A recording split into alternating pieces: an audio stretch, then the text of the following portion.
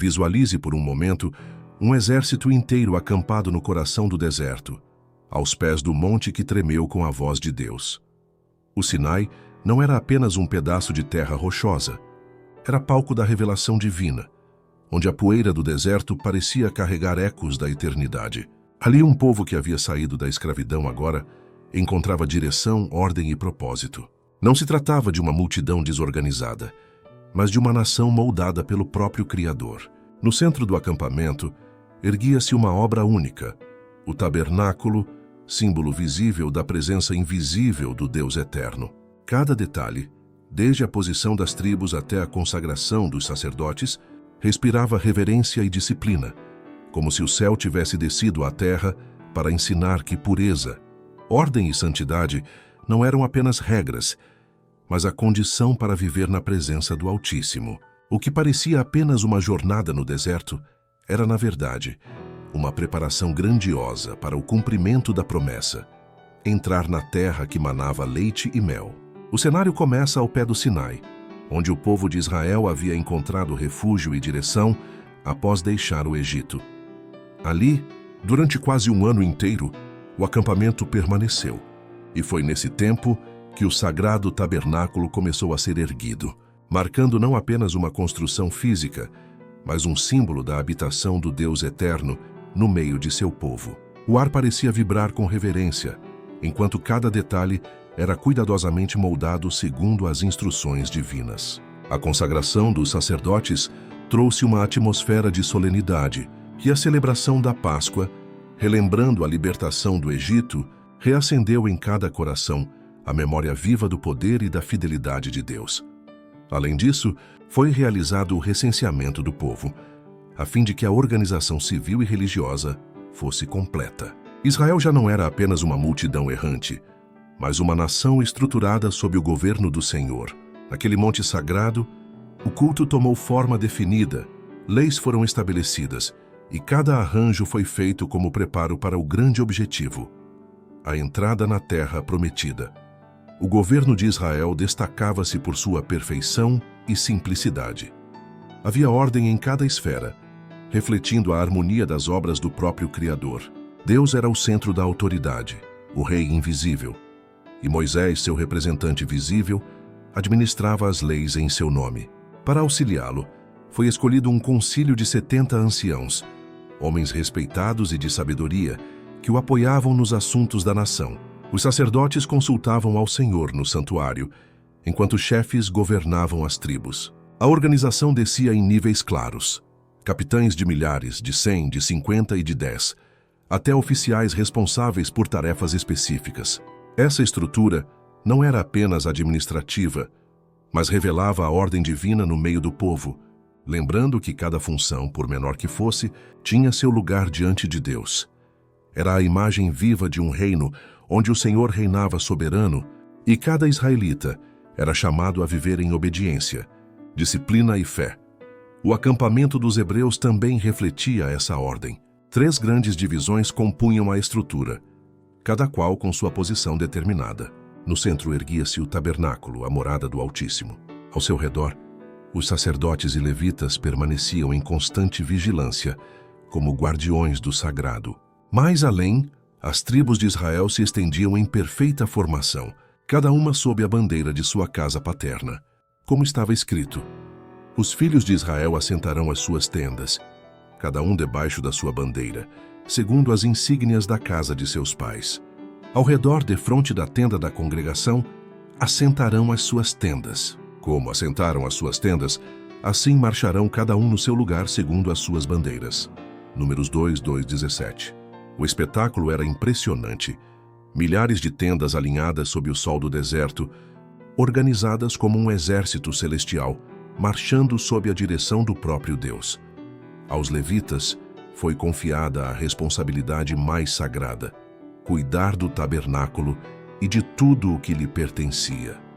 Quando o povo partia em marcha, eram eles que desmontavam a tenda santa, e ao chegar a cada novo lugar, eram eles que a erguiam novamente. Nenhum homem de outra tribo podia aproximar-se dessas funções sob pena de morte. Até mesmo entre os levitas, havia divisões específicas, cada uma com sua obra e lugar. Ao sul estavam os coatitas, responsáveis pela arca e pelos objetos mais sagrados. Ao norte, os meraritas cuidavam das colunas, tábuas e encaixes. E na retaguarda, os gersonitas guardavam as cortinas e coberturas. Na frente do tabernáculo, bem perto do centro, estavam as tendas de Moisés e Arão, marcando a ligação direta entre o governo humano e a presença divina. Assim, cada detalhe do acampamento revelava que Deus não é Deus de confusão, mas de ordem, e que seu povo deveria viver à sombra de sua santidade, como um exército preparado, guiado pela mão do Senhor. Uma ordem de santidade foi estabelecida entre os israelitas. Cada detalhe do arraial devia refletir a presença do Deus Santo que habitava no meio deles. Foi ordenada uma limpeza rigorosa e uma disciplina estrita, a fim de que pureza e saúde fossem preservadas diante de tão grande multidão. Aquele que estivesse imundo por qualquer motivo era separado do acampamento, pois o Senhor declarara: O Senhor teu Deus anda no meio do teu arraial para te livrar e entregar os teus inimigos diante de ti, pelo que o teu arraial será santo. A cada passo, Israel era lembrado de que sua força não estava na quantidade de soldados, nem na organização humana, mas na presença viva de Deus que caminhava entre eles. Ele era o seu escudo, sua muralha e o único capaz de vencer os inimigos à frente. Assim, pureza e ordem não eram apenas normas, mas condições para que o Altíssimo permanecesse com seu povo. Nas jornadas, a cena era solene.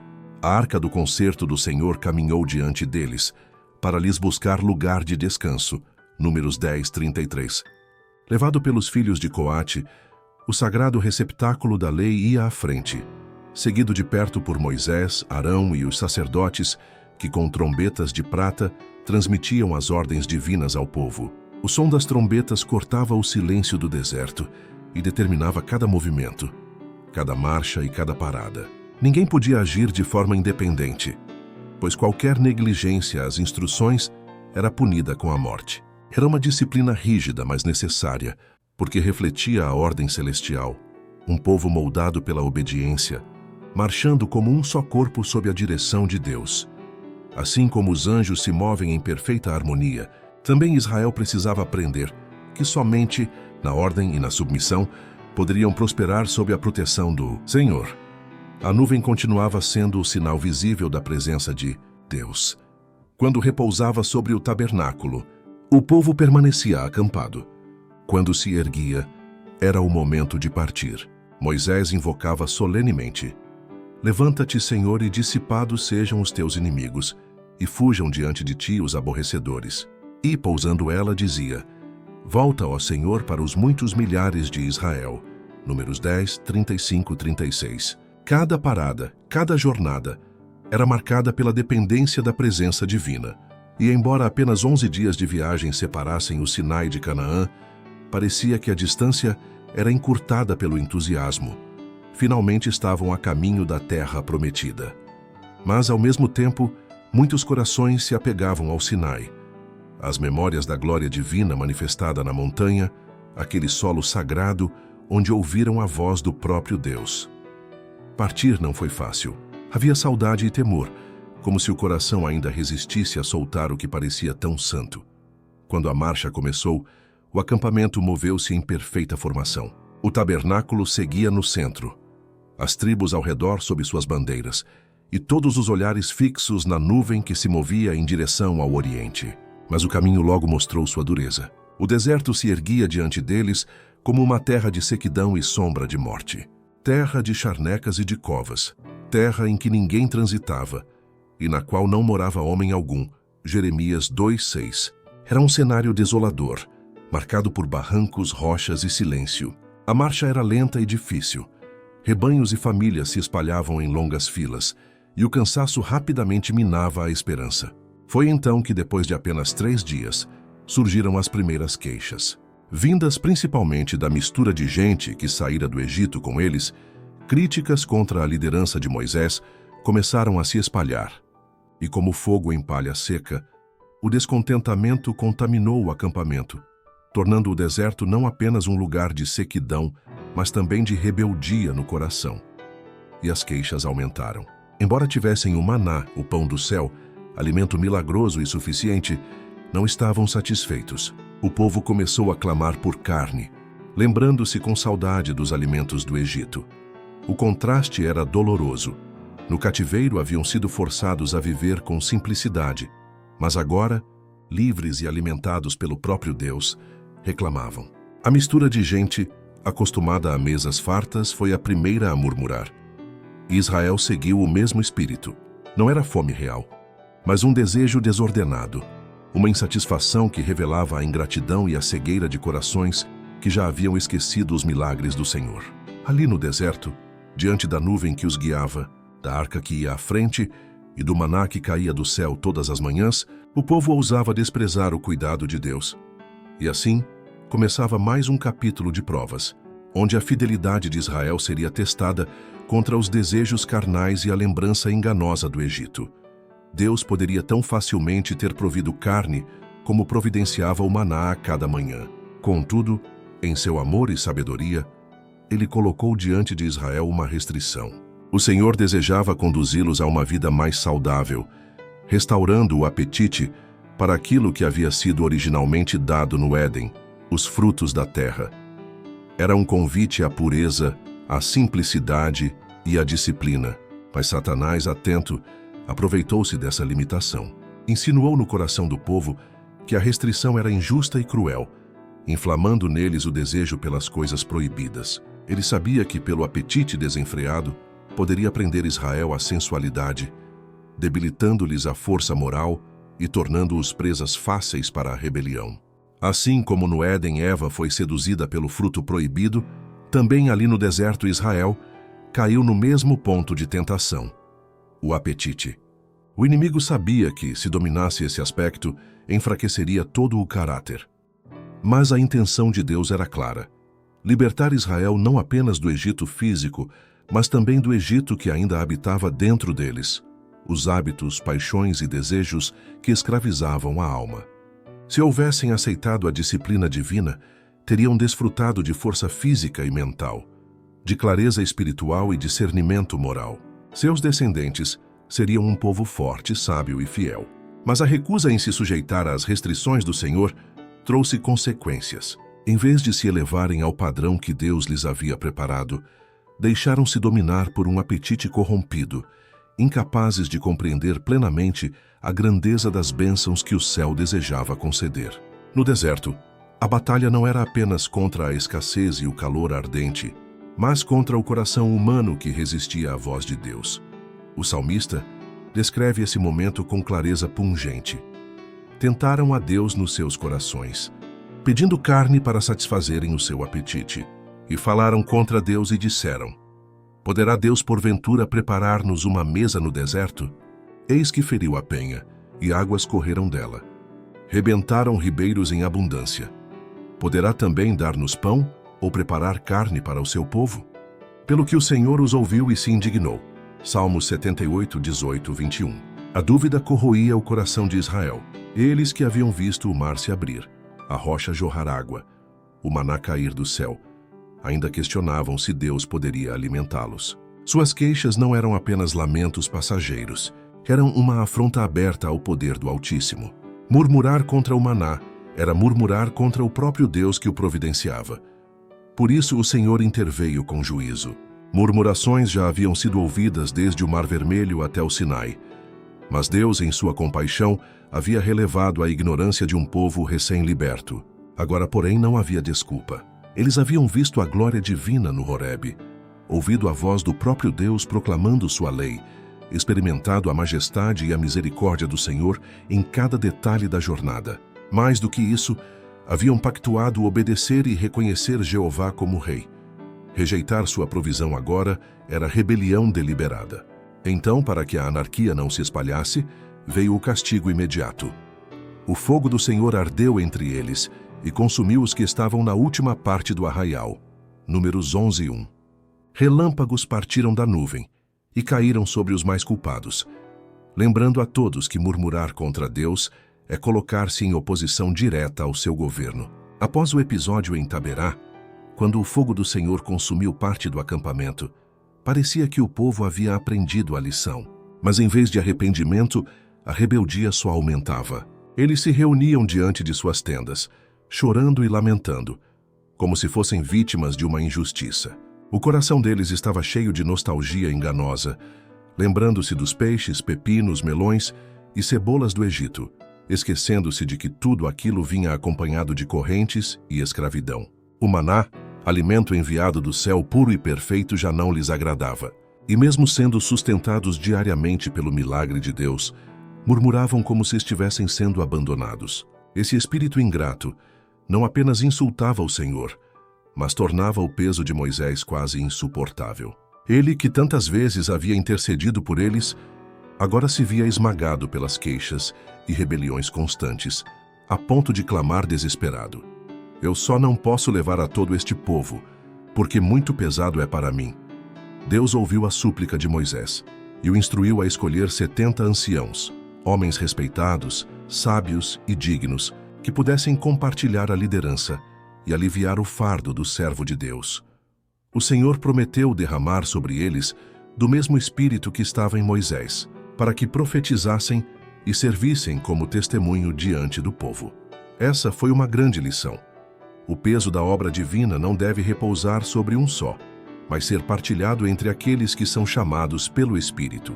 Porém, o coração de Moisés também foi repreendido, pois em sua fraqueza, quase perdeu de vista que não era ele quem sustentava Israel, mas o braço poderoso do Senhor. Deus então anunciou ao povo que lhes daria carne, não por um dia ou dois, mas por um mês inteiro, até que enfastiassem dela, porque não era apenas a comida que rejeitavam.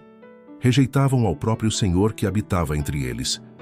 Quando Moisés duvidou, questionando de onde poderia vir tanta carne para sustentar uma multidão de mais de 600.000 homens, o Senhor respondeu com uma palavra que ecoa até hoje: "Será, pois, encurtada a mão do Senhor? Agora verás se a minha palavra acontecerá ou não."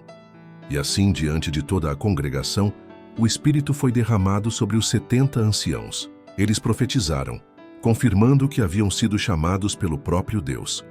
Até mesmo 2 que permaneceram no arraial, por se considerarem indignos, receberam o Espírito e profetizaram ali mesmo, mostrando que a obra de Deus não se limita a lugares ou tradições, mas alcança corações dispostos. Josué, zeloso por Moisés, quis impedir, mas o líder respondeu com humildade e generosidade: "Oxalá que todo o povo do Senhor fosse profeta, que o Senhor lhes desse o seu espírito."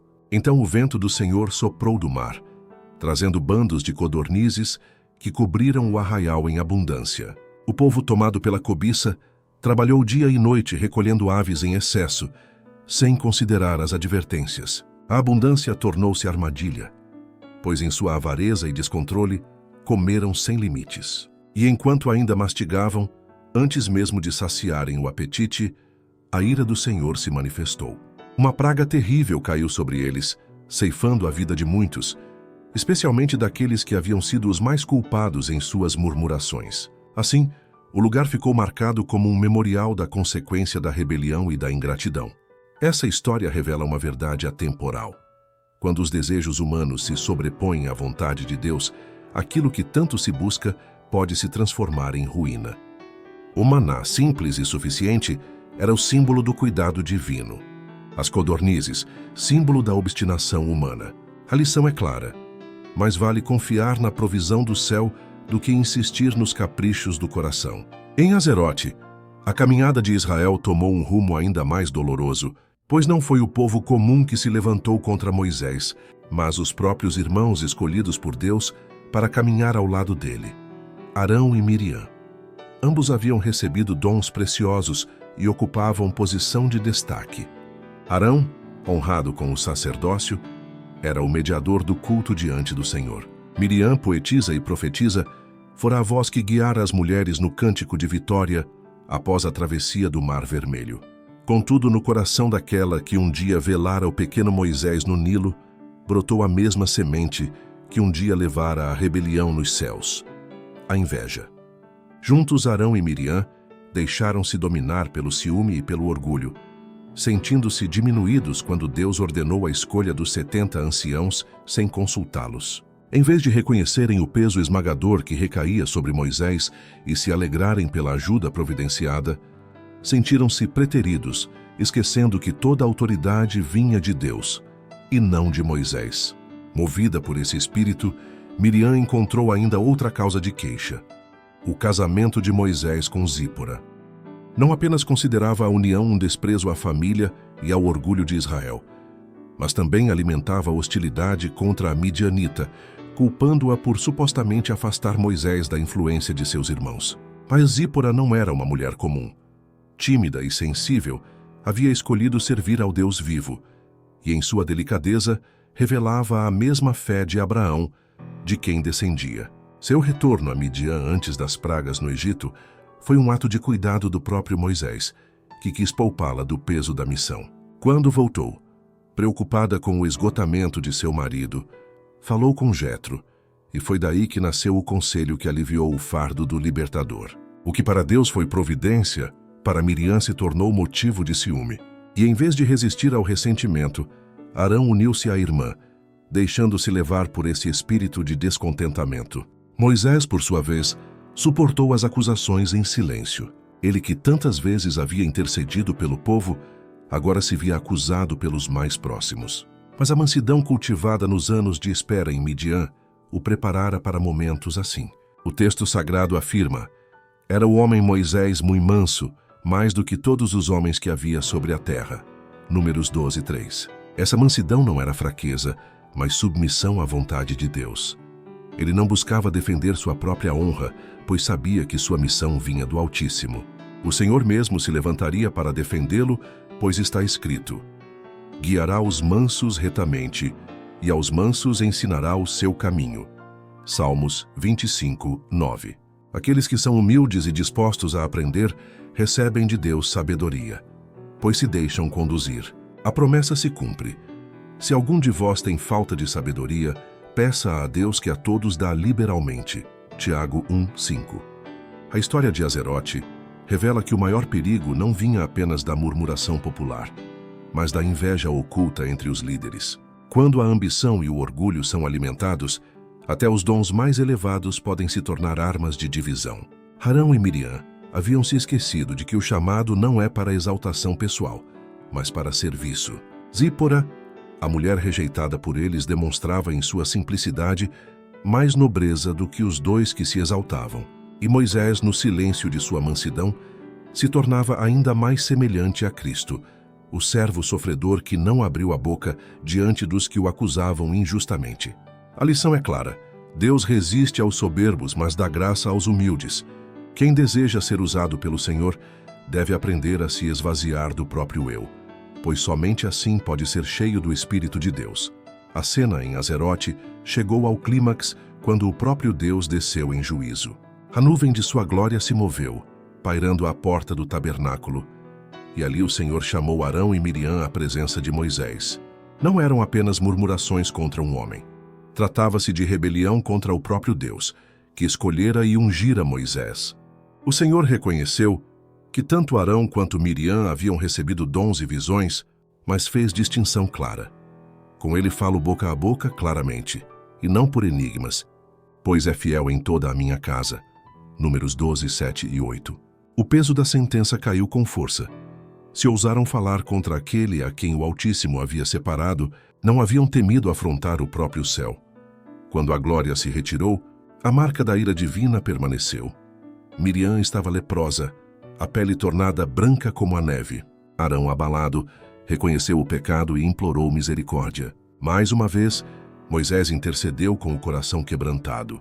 Deus ouviu, purificando Miriam, mas determinou que permanecesse 7 dias afastada do arraial, até que a vergonha e a lição fossem sentidas por todo o povo. A exclusão de Miriam não foi apenas um castigo pessoal, mas um sinal coletivo. O tabernáculo não avançou enquanto ela não foi restaurada, e toda a congregação esperou em silêncio até sua volta. Esse episódio tornou-se um aviso solene a Israel. O espírito de inveja e insubordinação não seria tolerado entre o povo escolhido. Se não fosse detido, poderia corromper toda a nação e arrastá-la à ruína. A Escritura declara: cruel é o furor e impetuosa a ira, mas quem parará perante a inveja? Provérbios 27:4. Foi a inveja que corrompeu Lúcifer no céu. e é a inveja que tantas vezes destrói comunidades, ministérios e famílias na terra. Quando se abre espaço para esse sentimento, a perturbação e toda obra perversa ganham terreno, como diz Tiago 3,16. Esse relato ensina que falar mal dos outros não é algo pequeno. Ao julgarmos os motivos e ações alheias, assumimos um lugar que pertence apenas a Deus. O apóstolo Paulo afirma que somente o Senhor trará à luz os segredos ocultos e manifestará os desígnios dos corações. 1 Coríntios 4:5. Quem se adianta a condenar seus irmãos usurpa a prerrogativa do Criador. Ainda mais sério é quando o alvo das críticas são os servos que o próprio Deus levantou. Pedro nos alerta que até os anjos, sendo maiores em força e poder, não ousam proferir juízo blasfemo contra as autoridades espirituais. 2 Pedro 2:10-11. E Paulo adverte que nenhuma acusação deve ser recebida contra um líder da igreja sem 2 ou 3 testemunhas. 1 Timóteo 5:19. O respeito não é apenas ao homem, mas àquele que o chamou. O juízo que caiu sobre Miriam ecoa como advertência para todos os tempos. Deus não age com parcialidade. Assim como honrou Arão e Miriam com dons e liderança, também exigiu deles humildade e submissão. Quando se ergueram contra Moisés, ergueram-se contra o próprio Deus. A lição é clara. Devemos honrar os que o Senhor honra e apoiar os que carregam o peso da liderança. Murmurar, invejar e contender contra os servos escolhidos é abrir caminho para a disciplina divina. Em cada geração, esse relato aponta para a necessidade de mansidão, reverência e cuidado com as palavras. Pois o Senhor vela por sua obra, e aqueles que ele separa são guardados por sua mão. O coração humilde encontra graça, mas o soberbo é abatido. E assim, a história de Israel no deserto não é apenas um relato distante de um povo antigo, mas um espelho que revela lições vivas para cada geração. O tabernáculo no centro do arraial nos lembra que Deus deseja ocupar o lugar central em nossa vida, guiando cada decisão, cada passo e cada jornada. A nuvem que se movia sobre o santuário é símbolo da direção divina, mostrando que não somos chamados a andar por conta própria, mas a seguir a condução do Altíssimo. As murmurações, a inveja e o desejo descontrolado revelam que as maiores batalhas não estavam fora, mas dentro do coração humano. E é exatamente aí que o Senhor continua a agir, moldando o caráter, ensinando obediência e chamando o seu povo a viver pela fé. Ao contemplarmos esse episódio, fica o convite: colocar Deus no centro, confiar em sua provisão e marchar com perseverança rumo à promessa eterna. Pois assim como Israel foi chamado para Canaã, também nós somos chamados para a pátria celestial, onde não haverá mais lágrimas, murmurações nem rebeldia, apenas a presença gloriosa do Deus que habita com seu povo para sempre. Que essa mensagem fortaleça sua fé e desperte em você o desejo de caminhar sempre sob a direção do Senhor. Se essa reflexão falou com você, não esqueça de deixar o seu like, compartilhar este vídeo com alguém que também precisa ouvir essa palavra e comentar aqui embaixo o que mais te marcou nesta história. Sua participação é muito importante, porque juntos formamos uma comunidade que cresce na fé e na palavra.